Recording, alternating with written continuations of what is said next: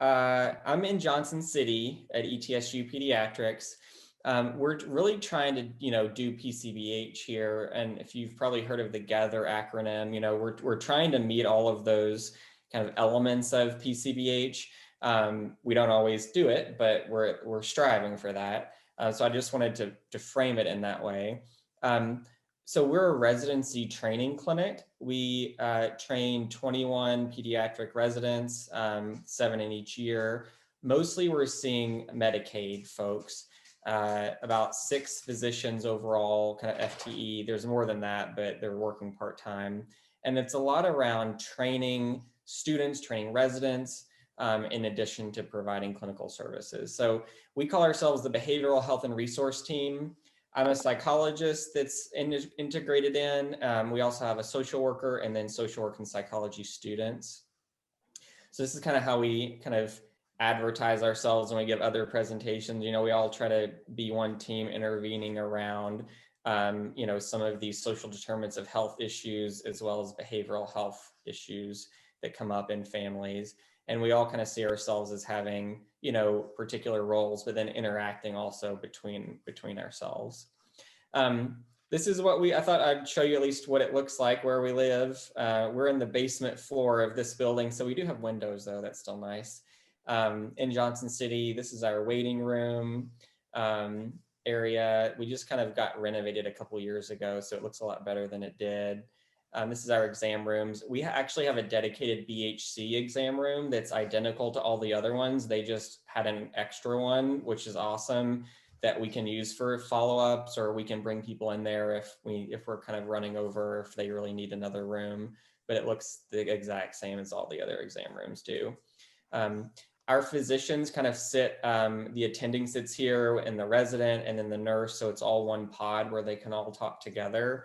And then we have like a resident workroom where the residents see their patients in the afternoons on their continuity clinic schedules. This is our room. I sit here, my psychology extern sits here, a social worker sits here, and her student sits behind her. So we're all kind of in one pod that's right accessible down one of the main hallways. So people just kind of come to our pod for handoffs. So we've really tried to kind of have this resource team be something in our clinic that's fully integrated with BHCs to help with some of these social community needs, social determinants of health issues. And so we kind of all combine as one, like providing the clinical service and also the case management service. This were just a couple numbers I threw together from our last 7 months. So we see about 1,100 people, unique patients a month. Our team sees about 13% of those. About 93% of our patients were seen less than 5 times in the last 12 months. So I think we're doing a pretty good job of kind of staying overall to a brief model in terms of a number of visits. Average length of session is about a half an hour. I see about 50% warm handoff, 50% scheduled follow-ups, but my extern mainly sees handoffs. This is something I'd really like to kind of beef up. Like, I'd like to see more warm handoffs. It's just since I've started billing a couple of years ago, my warm handoff numbers really went down because they built a lot more scheduled follow-ups into my schedule. And then so you end up just like pushing them on to the next appointment, which isn't ideal. So we're working on that. But this is kind of overall what we have. I'm 0.6 FTE in the clinic, and the other stuff I do more other things for the department. But I think, in terms of billing, we can bill for same day handoffs.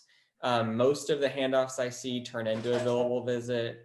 We're allowed to bill for these like Z codes, like behavior concern, sleep concern, which not everyone's able to do.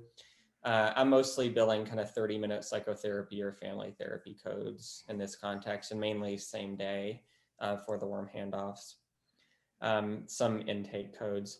And then kind of finally, areas for improvement, trying to find ways to increase our penetration rate. I think we have enough staff to actually see more folks than we do. But one big thing is we address a really high needs population. So we're trying to figure out how to address the needs of these complex patients without being in the room for an hour, or really being able to understand how to leverage community resources and not kind of be duplicating what somebody is already getting in the community. But this is kind of a real area of improvement. improvement that we need to work on. So that was kind of the, verbally vomiting all of that stuff at you all, but I think I stayed mainly to 5 minutes. So I'm always happy to just have that be kind of a jumping off point for discussion, or other people are welcome to back channel with me later, and happy to talk more, and look forward to hearing about other folks' sites. So not sure if that's what you all were wanting, but that's a very brief overview. Thanks. That was phenomenal. That was everything we were looking for. So what it looks like to the T, I mean, literally what it looks like, what your exam rooms look like and your waiting room looks like, but also your model looks like, your kind of some of your outcomes that define your model, kind of some successes that you guys have had, but also some places of opportunity to move forward. I think all of that's awesome. That's exactly what we were looking for. I was wondering if anybody else had any questions about the model for Matthew. I have a question, well, two questions. So how much of your, do you channel from your warm handoffs to your scheduled appointments, or is a separate process that those get scheduled by the clinic? And the second question I have is, is the copay issue something that your clinic deals with, and how do you communicate to the patients that there is a copay for a warm handoff? Yeah, good question. So, a lot of my scheduled slots are just from when I see people from a warm handoff and scheduling to come back with me, but people are allowed to actually come and just be put on my schedule without going through the PCP. But that's actually something that we're trying to get rid of, or at least tamp down on. We did that because for a while we were just trying to get me up and running with billing, and sometimes the schedule wouldn't be full. So they did that as a way to making sure the scheduled slots were full, but it's not ideal in terms of the model, I don't think. My dog is being crazy, which is not reflecting well on me as a psychologist. So the other question was how to deal with the copay issue. And I think that since we see mostly Medicaid, they don't get billed directly for the visit. And so I don't bring it up a whole lot with them, but for the commercial payers, I just check to see what kind of insurance they have when they go in. And I do a brief little spiel about, hey, we all work as a team here. We're an integrated service. You may have an extra copay though if you see me. Everybody's insurance is a little bit different. It might, we bill for these services separately. And so would it still be okay to talk some today? Or, I give them the option of, do you want to continue with the visit? And then even if they don't, I think as long as you don't reach 16 minutes, it's not a billable service. So sometimes if they're like, no, I really don't want to do that, then I'll still meet a couple minutes and try to get them going in the right direction or provide them some resources. But I haven't had anybody ever turn me down because of it. And are you having them sign consent, Matt? Everybody in our clinic signs integrated care informed consent when they establish with the clinic. That's kind of a blanket consent that's renewed just every year with their other yearly paperwork. And so we don't do any individual written consents. We also don't do any kind of written or signed treatment plans. We just document it in the plan section of the note. And I have a little click box that says that I've reviewed verbally the informed consent and limits of confidentiality. And we do it that way. And we haven't had any major pushback yet from that. Hey, Matt, is 13% penetration rate is pretty impressive. At least we're striving to get there. We have a really hard time breaking 10 on a regular basis. Is that for all patients for any reason, or do you guys have limiters on that? So that would be out of, so if we see a patient 3 times, it would only count as 1 time under that. So it's unique patients that are seen per month in the clinic, and then unique patients our team has seen. So that would include me, but also our resource team that's doing kind of the case management piece too, right? And so those were it's me, and then a 0.8 FTE social worker, and then an extern would be included in that. And I think penetration rate's interesting, but it's kind of a meaningless metric unless you know how many staff you have, and then the number of patients you're serving too. So I think I'm kind of interested in your all's, in other people's, like where they're getting and what a reasonable amount, like kind of what a reasonable goal for penetration rate would be.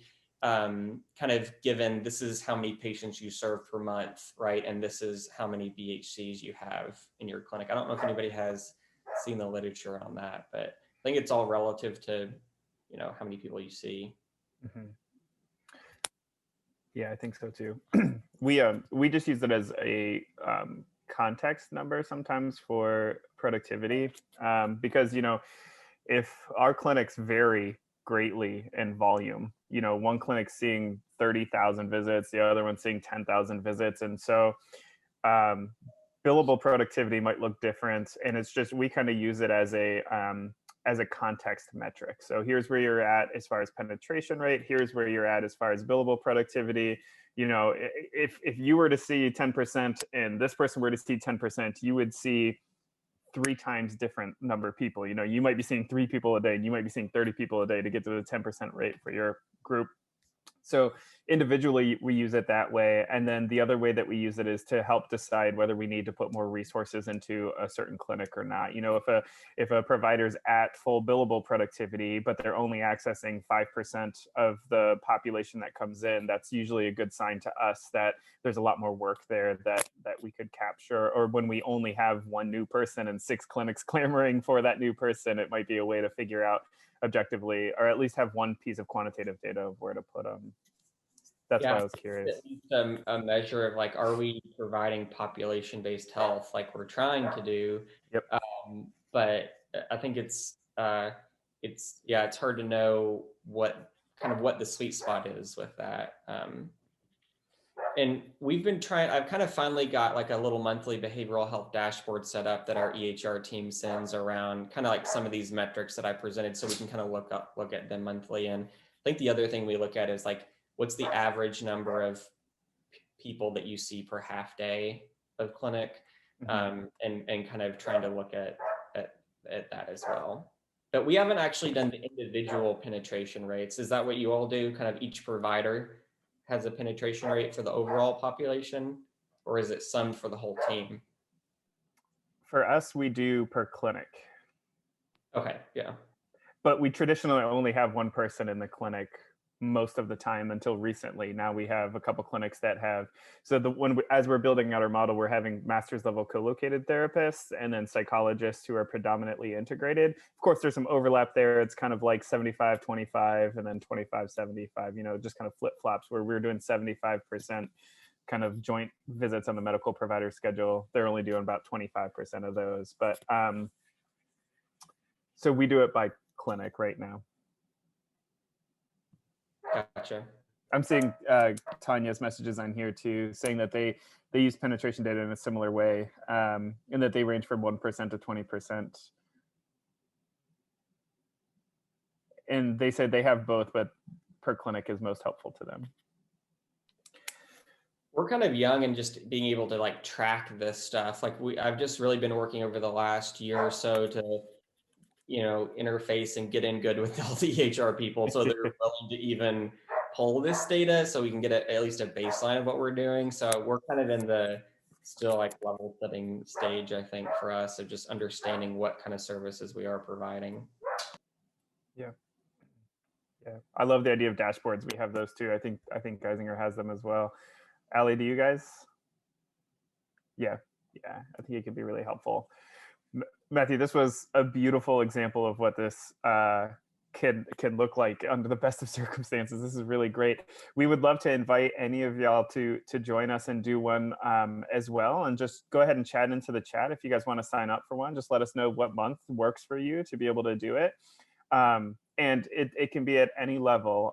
Even if you're like an extern or an intern in a site and want to share the cool work that you're doing, the whole idea is just to share that it's not one size fits all. We all do things a little bit differently. There's a lot to learn from one another about this. And if you have things that you're working on, I tend to go on and on if you can't tell. So my boss recently told me, Cody, you need to limit yourself to 3 successes and 1 opportunity. So you could totally use that opportunity for yourself too. 3 things that are going well in clinic, 1 thing we're working on.